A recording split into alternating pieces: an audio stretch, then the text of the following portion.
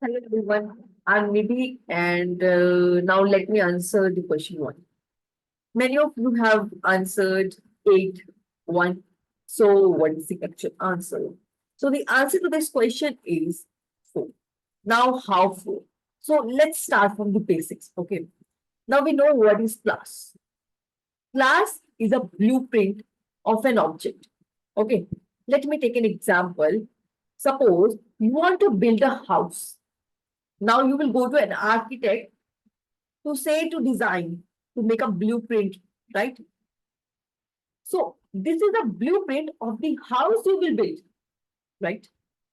So now in this question, there is a class test.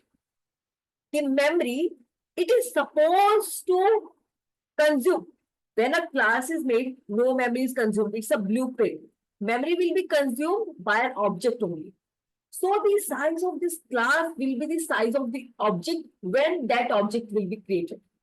Okay. So that question should be very clear to you. Means a class is a blueprint. Remember this. Okay. Now we can see there are two types of int variables. One is static variable and one is simple int variable. Now we know one thing. This static variable doesn't belong to object.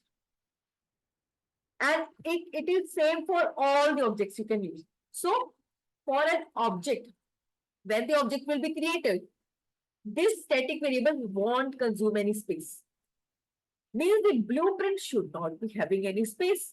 Blueprint, that class, space will be according to the objects it is going to make, right?